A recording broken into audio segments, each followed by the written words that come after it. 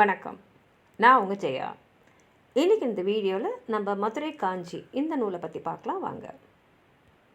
மதுரை காஞ்சி இந்த நூலுடைய ஆசிரியர் மாங்குடி மருதனார். இந்த நூலில் 772 அடிகள் இருக்குது. இது ஆசிரியப்பாவால் எழுதப்பட்ட ஒரு புறநூல். இது புறநூல் அப்படின்றதுனால இதோட பாட்டுடைய தலைவன் யாருன்னு பார்த்தீங்கன்னா தலையலங்கானத்து செருவென்ற பாண்டியன் நெடுஞ்செழியன். இந்த நூலில் 354 அடிகளில் வெறும் மதுரையை பற்றி மட்டுமே இருக்குது. அந்த காலத்தில் மதுரையோடைய கட்டமைப்பு எப்படி இருந்தது, அங்கே ஒரு உயிரியல் பூங்கா கூட இருந்தது. அது மாத்திரம் இல்லாமல் வருஷத்துக்கு 6 விழாக்கள் அங்கே கொண்டாடப்பட்டது. அப்புறம் பௌத்த பள்ளி, சமண பள்ளி, அந்தனர் பள்ளி இதெல்லாம் இருந்ததுன்றது இந்த நூல் மூலமாக நம்ம தெரிஞ்சுக்கலாம். இந்த நூலில் இருக்கக்கூடிய ஒரு 3 வரிகள் பார்த்திங்கன்னா, மழை கொலை குறையாது, புனல் புக மிகாது, கரை பெரிது இறங்கும் முன்னீர் போல, கொலை கொலை குடையாது, தர தர மிகாது அப்படின்னு இருக்குது. இந்த பாடல் ஒரு தலைவனுடைய செல்வத்தை அளவின்றி வழங்குறதையும் மக்கள் அவங்களோட தேவைகளை அவங்கிட்டேருந்து போய் பெற்று மகிழ்வதையும் விவரிக்கிறது. இப்போ வரிகளோட விளக்கம் பார்த்திங்கன்னா, மழை கொலை குறையாது. அதாவது மேகங்கள் எவ்வளோதான் மழையை பொழிஞ்சாலும் அந்த மேகத்தோட தன்மை மாறாது. அது மழை பொழிஞ்சிக்கிட்டே தான் இருக்கும். எவ்வளோதான் மழை வந்துட்டாலும் அந்த மேகத்துக்குள்ளே இருக்கக்கூடிய அந்த நீர் அளவு கம்மியாயிடாது, இருந்துக்கிட்டே தான் இருக்கும். புனல் புகை மிகாது. அதே மாதிரி பாருங்கன்னா கடல் எல்லா ஆறுகளும் கடலில் போய் கலக்கும். ஆனால் எத்தனை ஆறுகள்லேருந்து தண்ணி அங்கே கலந்தாலும் கடலில் இருக்கிற தண்ணி கரை மேலே மோதி ஒழுக்கும் தன்மை தான் இருக்குமே தவிர அது பொங்கி வராது. கரை பெரிது இறங்கும்.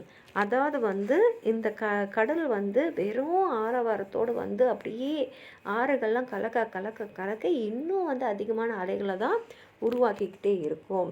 முன்னீர் போல, அதாவது இந்த கடல் எப்படி ஒரு எல்லையில்லா செல்வத்தை வான்பொருள் பெறுவதால் செல்வம் குறையாமல் இருக்கும் அப்படின்ற ஓமையாக இங்கே சொல்லப்படுது. இப்போ கொலை கொலை குறையாதுன்னா மக்கள் எவ்வளோ செல்வத்தை பெற்றுக்கொண்டாலும் அந்த அரசங்கிட்ட இருக்கிற செல்வம் குறையாது. தர தர மிகாதுன்னா அந்த செல்வம் எவ்வளோதான் மன்னவன் கொடுத்தாலும் அவனுடைய செல்வம் குறையவே ஆகாமல் அப்படியே நிலச்சி நிற்கும். செல்வம் வந்துக்கிட்டே இருக்கும், அவனை மக்களுக்கு கொடுத்துக்கிட்டே இருப்பான், மக்களும் சந்தோஷமாக இருக்காங்க அப்படின்றது தான் இது சொல்லுது.